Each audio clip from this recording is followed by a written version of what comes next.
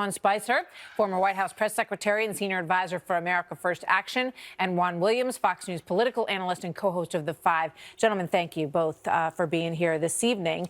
Juan, let me just get your reaction, first of all. You know, you saw the response when the Republican side House Intel report came out, and now you have Chairman Burr saying that he doesn't see anything in terms of the most important elements they were looking for here.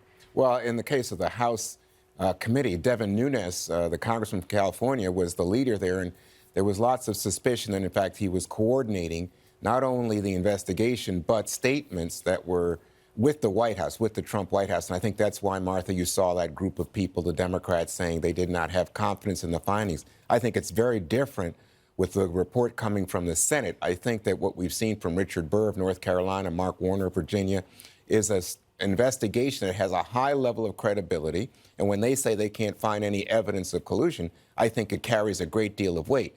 I would make one point to you very quickly that I think say that there's no collusion doesn't mean there's no conspiracy. I think we know that from intelligence officials and others that there were efforts by the Russians to interfere in our election and to help Donald Trump.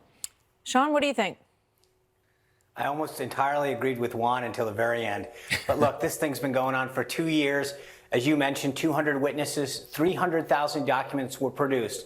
And this was the statement of Chairman Richard Burr. Quote, if we write a report based upon the facts that we have, then we don't have anything that would suggest that there was collusion by the Trump campaign in Russia, full stop. That's the bipartisan conclusion of that committee.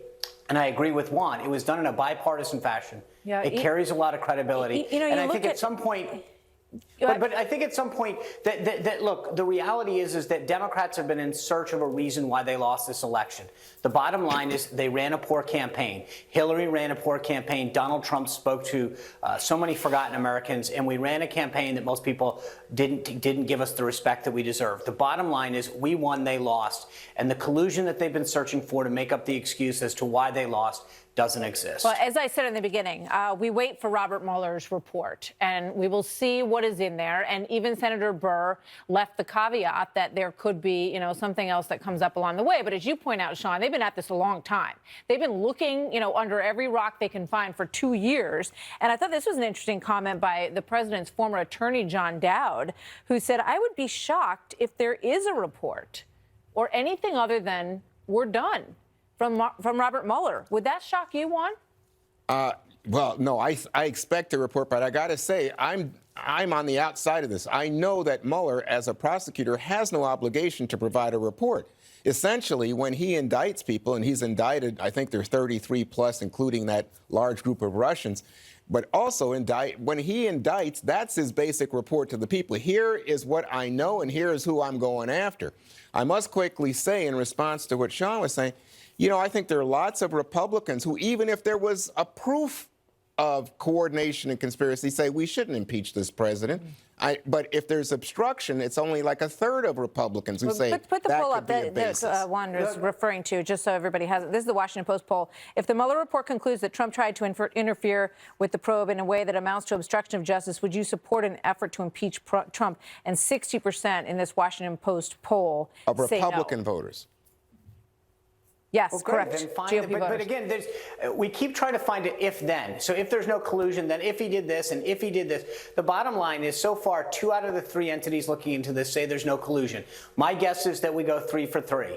But we're losing sight of the bigger fact, and this is something else that Mueller has a charge with, which is making sure that any entity, foreign or domestic, that tried to interfere with our election is brought to justice. He's already indicted over 20 individuals who did that, and we need to make sure that we don't lose focus. There was no collusion, but we need to take steps to make sure that every entity that tries to interfere with our election understands that they will be caught and brought to justice. And that is similar. That is also part of Mueller's charge. Well, that was the original mandate. The problem is that it has bled far beyond that. And we also know that there are investigations going on in New York. They're investigating the family, the finances, every single thing that they can get their hands on. I thought this was interesting, though. John Dowd did an interview with The Investigation, a podcast for ABC Radio, and he was asked, and this was one of the reasons, why there was a bit of disagreement on the legal team about whether or not the president should answer questions verbally or should sit down. And here's what John Dowd said. I want you to get your thoughts on this, Sean, and then Juan.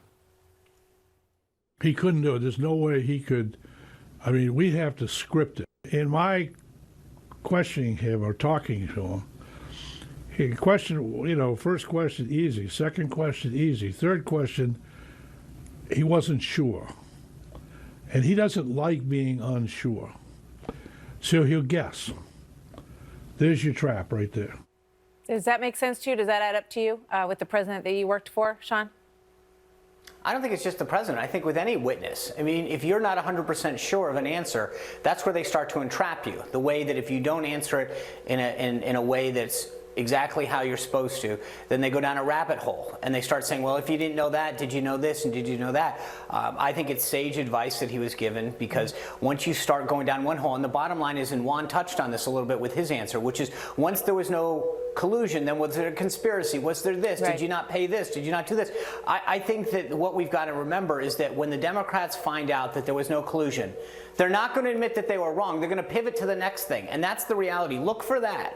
Because once they strike out and go 3 out of 3 that there was no collusion, either the House, the Senate, or Mueller, they're going to move on to something else. But they won't admit that they were wrong on the first charge. They're going to find the next one and the next one and the next one until they can find something that sticks in their opinion. I got to leave there. Thank you, gentlemen. Great to see you both tonight. Thank you very much.